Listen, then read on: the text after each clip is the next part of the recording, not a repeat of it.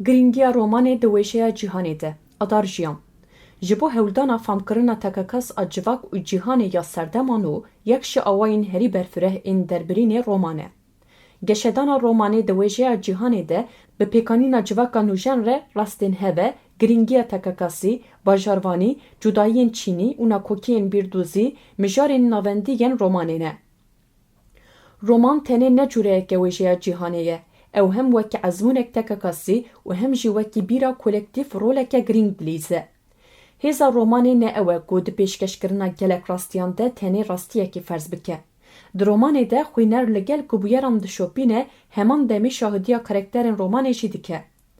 Di vî warî de tevî ku hinekî bi derengî pêşketibe jî li du cûreyên damezrandî yên wekî helbest, destan û şanoyê roman bûye forma wêjeyê ku giyanê serdeman û jen herî baş nîşan dide. Balkêşiya wê ya li ser cîhana takekes a hundirîn, bandora wê ya berfireh a guherînên civakî û şiyana wê ya dîtina mirovên çînên civakî yên cuda di dîroka wêjeyê de xwediyeciyekî girîng û bêhempa ye. Herçendî ku koka romanê xwe dispêre vegotinên kevnar jî, pêkhatina romana nûjen bi gelemperî xwe dispêre sed salên hevdê û hejdeyan. Şêwaza vegotina nûjen ya ku takekesî esas digre, bi guhertinên civakî û rewşenbîrî yên vê serdemê pêşî li Ewropayê rû dide. Bi taybetî Don Quixote wekî yek ji xalên destpêkê yên cûreya romanê tê hesibandin. Berhama Miguel de Cervantes qalibê romanên şovalye şikand, îronî, realîzm û perspektîfeke takekesî tevlî wêjeyê dike.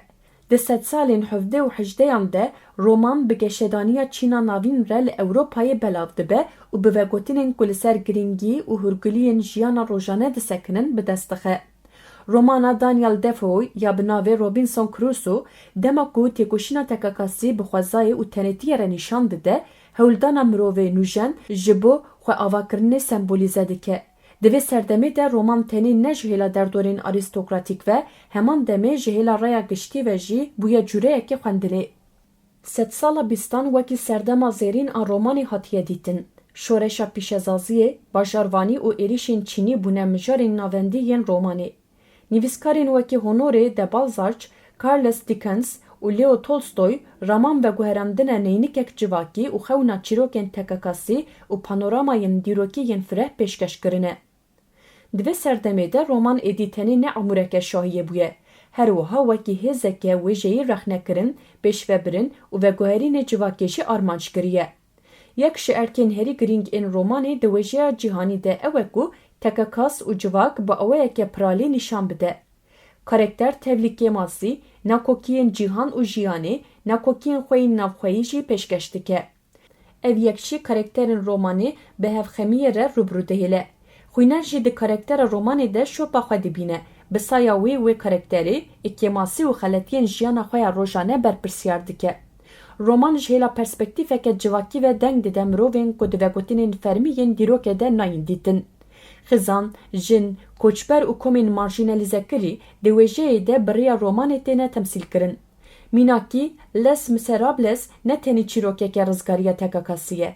Ew di heman demê de rexneyek li ser rêzikeke civakî yên heqe. Roman xwendevan teşwîq dike ku ne tenê çi heye, heman demê divê çi bibe jî bifikire. Danasînên berfireh û vegotinên dirêj yên ku di romanê de têne pêşkêşkirin, dihêle ku pêvajoyên dîrokî bi riya jiyana mirovan werin famkirin. Şer, şoreş, koçberî û qeyranên aborî di romanan de bi riya ezmûnên kesane têne şênberkirin.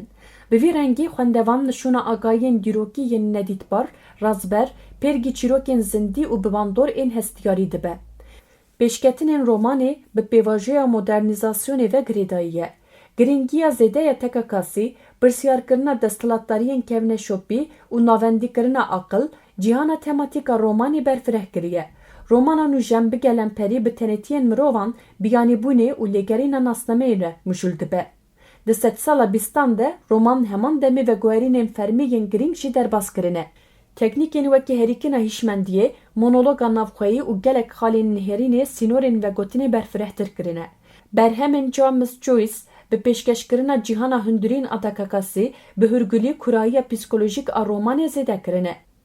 Ji hêla din ve Virgin Woolf bi teknîkên vegotinê yên ku têgihiştina dem û hişmendiyê veguherandine derfetên bedewkariyê yên romanê dewlemend kirine.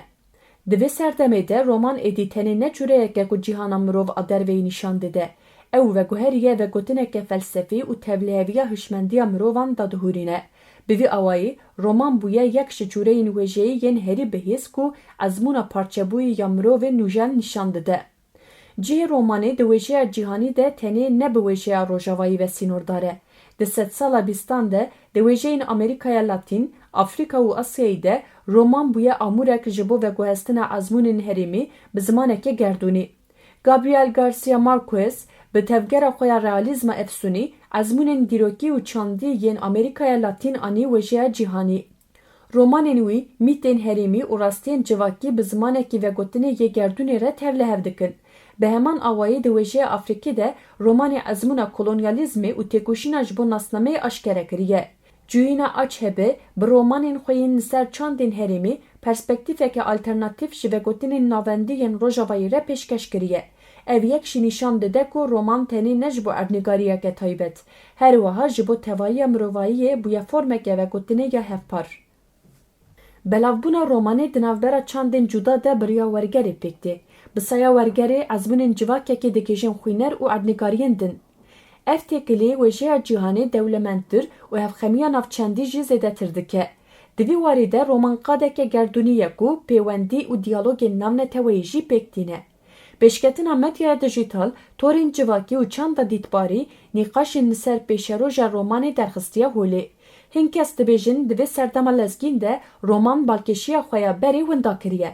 Lê aşkere ye ku roman hê jî formeke pir xurt a vegotinê ye.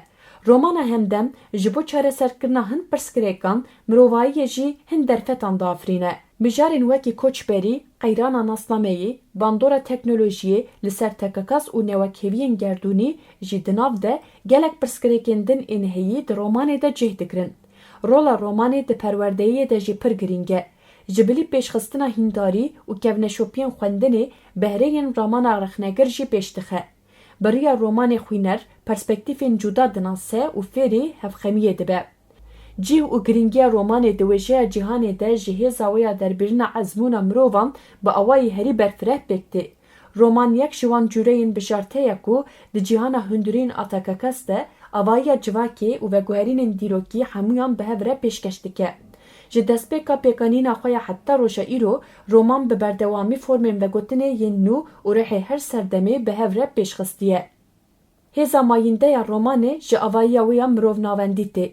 Heta ku mirovayî hebe, pêdivî dê bi çîrokan hebe. û heta ku çîrok hebin, dê roman jî cihê xwe yê navendî di wêjeya cîhanê de biparêze û ew dê her gav wekî şêwazeke derbirînê a herî bihêz bimîne.